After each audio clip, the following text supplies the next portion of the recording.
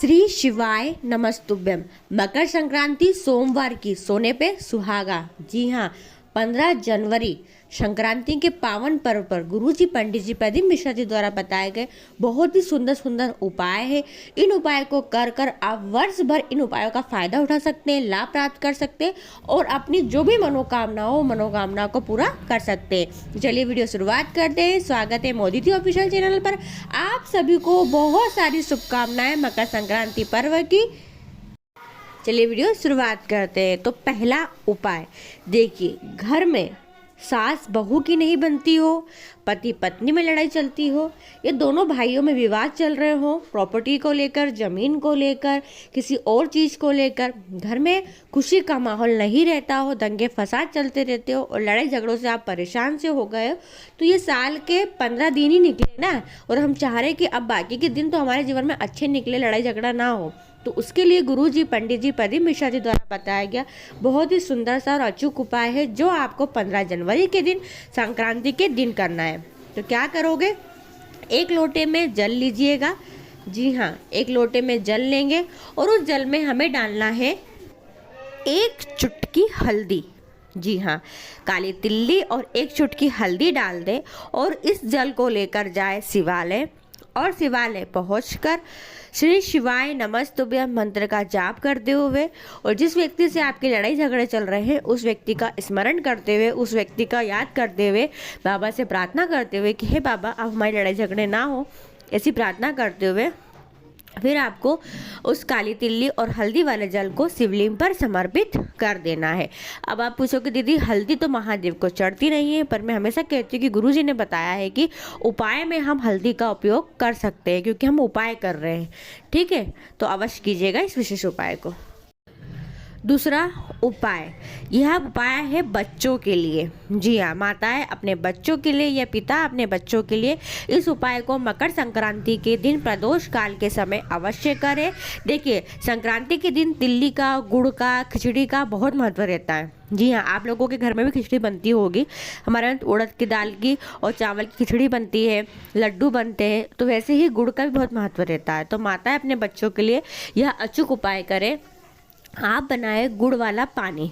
जी हाँ, एक कटोरी में या एक छोटे से प्लेट में थोड़ा सा गुड़ ले ले, पानी ले ले और गुड़ का पानी बना ले। ठीक है, और उस गुड़ वाले पानी को, ज़्यादा पतला पानी नहीं, थोड़ा गाढ़ा गाढ़ा पानी बना ले और इस गुड़ वाले पानी से आपको करना है महादेव का अभिषेक, यानी महादेव के ऊपर समर्पित कर देना है।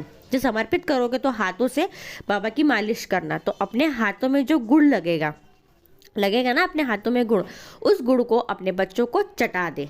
जी हाँ, बच्चों को चटा दे।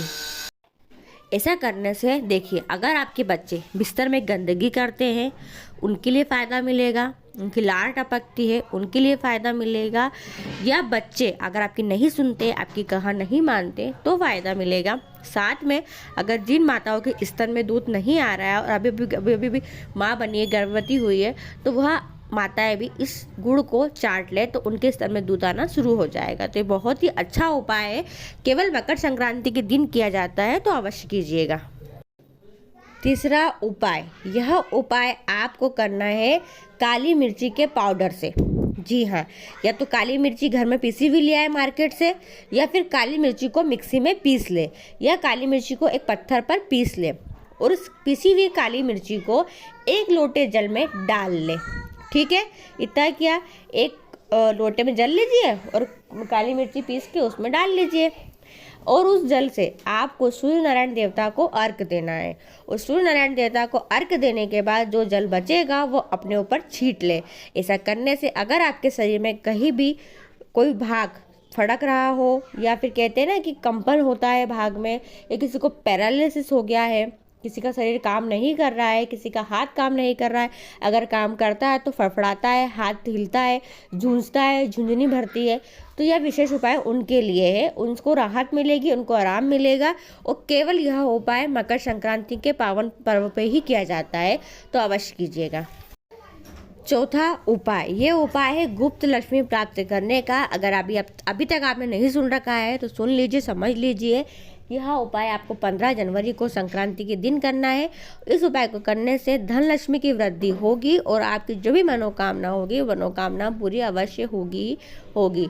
आपको क्या करना है, गुप्त लक्ष्मी का दान करना है। अब गुप्त लक्ष्मी होती क्या है, तो आपको, आपके घर में भी तिल्ली के लड्डू बनते होंगे, बनते हैं, सभी के घर में बनते हैं। जब आपके घर में तिल्ली के लड्डू बने तो आप किसी को मत कहिए, चुपचाप से उस लड्डू के अंदर ही 1 का सिक्का रख दीजिए। 1 का सिक्का, 5 का सिक्का, 10 का सिक्का, जो आपके पास हो वो सिक्का आप रख दीजिए। और उस 1 के सिक्के को रख कर, क्योंकि गुप्त लक्ष्मी का दान कर रहे हैं तो किसी को बताना नहीं कि मैंने इसमें 1 का सिक्का रखा है, मैंने इसमें 10 का सिक्का रखा है, ऐसा नहीं। चुपचाप से रखे सिक्का और उस सिक्के वाले लड्डू को दान कर दे। जब दान में दे दे उसके बाद बोल दे कि पंडित जी मैंने इसमें ना पैसा रखा है, देख लीजिएगा, निकाल लीजिएगा। तो सामने वाला बेचारा खाए और मुंह में अटक ले, ऐसा ना हो, ध्यान रखे इस बात का। उसे इन्फॉर्म जरूर कर दे जब दे दे उसके बाद। ऐसे किसी मंदिर में रख के आ रहे हो तो मंदिर में कोई पंडित जी बैठे हो तो उन्हें बोल दे कि जब दान कर दिया उसके बाद बोल दे कि इसमें मैंने पैसा रखा था, देखना ध्यान से, क्योंकि उसमें एक सिक्का है, मुँह में नहीं अटके। ये अवश्य ध्यान रखना है, गलती मत करना। तो विशेष उपाय गुप्त लक्ष्मी दान का। जिस भी कामना से दान करोगे मकर संक्रांति के दिन, वह मनोकामना आपकी जल्दी महादेव पूरी करेंगे ही करेंगे। छठा उपाय, देखिए अगर आप कोई भी उपाय नहीं कर पा रहे, समय बिजी रहता है, बिजी शेड्यूल रहता है, हम उपाय नहीं कर पाते, पर हमारी भी इच्छा होती है कि हम कोई तो उपाय करें ऐसा जिससे हमारी मनोकामना पूरी हो जाए, बाबा तक बात पहुंच जाए। तो मकर संक्रांति का पावन पर्व है, क्योंकि इस दिन क्या होता है, सूर्य नारायण देवता जो होते हैं वो कुंभ राशि से मकर राशि के अंदर प्रवेश करते हैं। तो राशियों में फेरबदल तो होता ही होता है, इससे हमारी कुंडली में फर्क पड़ता है और हमारे कार्य जो होते हैं वो अग्रसर होते हैं, आगे की ओर बढ़ते हैं। तो अगर आप कोई भी उपाय नहीं कर पाओ, पर आप शिवालय तो जाते ही हो। हर कोई व्यक्ति आज के टाइम पर 1 लोटा जल लेकर शिवालय तो पहुंच ही जाता है, कैसा बिजी क्यों ना हो, 1 बॉटल में जल ले लेगा। अच्छा एक बात और, गुरुजी ने कहा था कि अगर आप लोग बॉटल में जल लेकर जाते हो ना, तो ऐसा नहीं कि शिवालय के अंदर प्रवेश कर गए हैं, वहाँ जाकर बैठ गए हैं, फिर बॉटल खोल रहे हैं, लोटा भर रहे हैं, ऐसा ना करें। आप क्या करें, शिवालय से थोड़ी दूरी जब ऐसा लगे कि शिवालय आ गया है, अब हमको जाना है, अंदर प्रवेश करना है, उसके पहले ही आप बाहर खड़े होकर लोटे को भर लें और लोटे को दोनों हाथ से पकड़कर फिर शिवालय के अंदर प्रवेश करें। ये बहुत अचूक जानकारी थी, आपको बताना बहुत जरूरी था कि हम लोग कभी कभी गलती कर बैठते हैं। मैंने भी गलती करी है कि शिवालय के अंदर बैठ के फिर बॉटल से जल भरती लोटे में, ऐसा नहीं करना है। पहले शिवालय के बाहर खड़े होकर लोटा भर ले और फिर अंदर की ओर प्रवेश करें। ठीक है, अब हम बात करते हैं उपाय की। तो क्या करेंगे, जल लेकर जब आप शिवालय पहुंचोगे तब आपको सबसे पहले थोड़ा जल जलाधारी में, जो मटकी बंदी रहती है उसमें डालना है।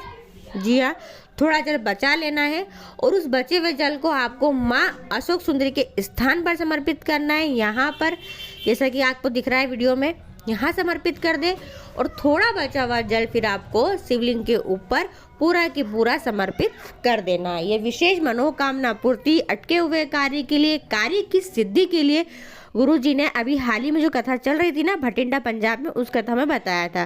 तो ये विशेष उपाय अवश्य कीजिएगा। अगर आपको ये मेरी तरह दी गई जानकारी अच्छी लगी हो, वीडियो उपयोगी रही हो, तो प्लीज़ और लोगों तक जरूर शेयर कीजिएगा। श्री शिवाय नमस्तुभ्यम, हर हर महादेव।